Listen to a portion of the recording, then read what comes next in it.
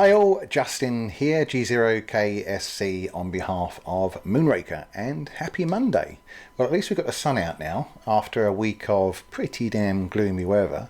However, although the weather wasn't particularly good, the troppo was fantastic. Some really good stuff reported all round, and as I've already mentioned myself, had a great deal of good fun on 70 SEMs. I'm in that fortunate position of having that 30 element Yagi, which is, I know, just over 8 meters long, so a little bit pointy, but when you've got something at the other end, it really does a great job. So anyway, that's dropped down now. We've got more usual weather conditions, the sun coming back out again, so the solar panels are charging the batteries as we speak, and some good results from there. Now 6 meters is still very, very good, although 2 meters and 70 SEMs has now subsided a little. And over the weekend there was some real good stuff for me too. 4S, Sri Lanka, and there were some other things on there as well. Mongolia was another one on 6 meters. Haven't seen any VKs on 6 for a few days, and of course 10 meters is alive. So if you've got the chance of having any activity on these bands, whatever it is on the top end, 12, 10 and 6, you're going to have some fun, so it's definitely worth having a look at. One of the things it might be also worth looking at again, we did speak about it before, but that's on the internet and checking to see what the expeditions are around. I know a lot of people don't like the rubber stamp conversations, but it's nice to get some of these very rare entities and at least get a call sign and a log. And some of these guys, although they're getting sponsored, they're spending a hell of a lot of their own money to get out to these places to be able to provide this service, if you like, for you and me. Now, one of those, if we go over to dxworld.net, which is a great resource that you can use for finding out what's going on as far as DX is concerned, 9L5A in Sierra Leone is active from the 11th of November right up until the 27th of December. So not particularly far away, but not a very active one. So it's worth having a look to see if you can hear them on the bands. It looks like they're going to be fairly active in most areas, and certainly without question they're going to be active on 10 meters. So with your wire dipole or whatever it is, that's one to have a look at. Now, as far as conditions are going right now and for the next few days or so, it's looking pretty good. We've got chances of some flares, but if you look on the sunspot numbers, pretty good at 121. Solar flux is still well above 200, so great there. We can see a map of the sun here on SolarHam to indicate what's happening as far as those sunspots are concerned, and you can see we've got those nice big clusters of 3889 plus some new sunspots appearing there too. And then as we go down, we can see everything in the geomagnetic forecast is in the green, and D-layer absorption is very low. You can see this isn't very coloured.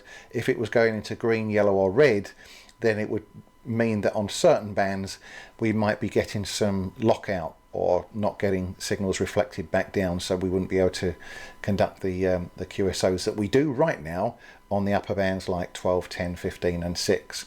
So that's all looking pretty damn good from that perspective.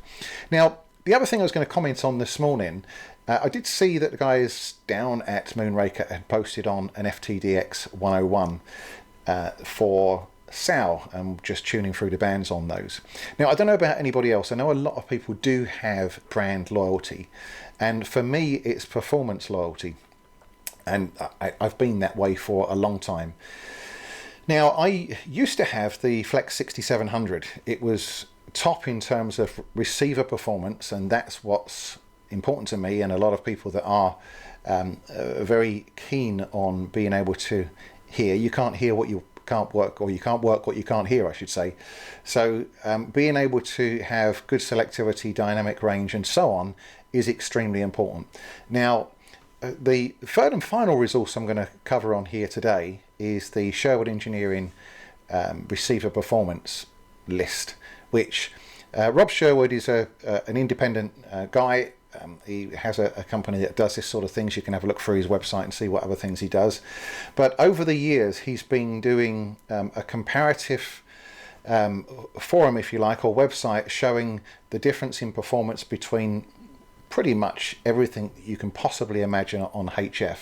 Now, some of the settings or some of the facts you might be very surprised about when you in terms of the cost of particular radios and their resulting receiver performance. So I did have the Flex 6700, and I had it for as long as the Flex 6700 was top of the Sherwood Engineering receiver performance list. Then when the FTDX 101 came out, it pipped the Flex to the top spot.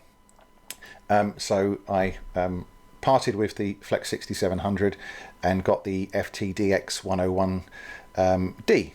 Well, actually, I did get a second, which I passed on to a very good friend of mine, YU7EF, as a good thanks for his educational part that he played in getting me up to speed on antenna design.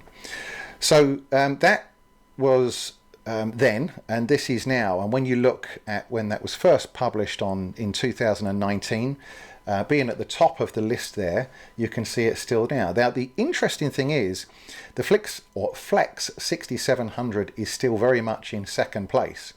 But if you look at third place and fourth place in terms of receiver performance, this is being able to hear whether you've got a strong signal next to you, or just being able to have decent selectivity, etc., etc. The FTDX 10 is next, third place, and fourth place, the FT710, believe it or not. Then when you go a bit further down, you get to the Icon receiver, the R8600, then the K3S, and then on we go down. Now you can scroll down this list and keep going and keep going and keep going. And you may notice that there are some very well respected radios that still haven't appeared in that list yet. So definitely worth having a look and a dig through and see some of the data on there and where your radios compare on that list.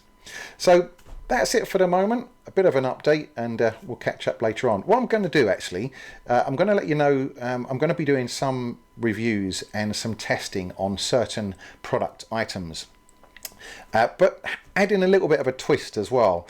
What I've asked Justin for is to provide me with some form of 5/8 wave for 10 meters. These are excellent at this time in the solar cycle for getting real long distance DX.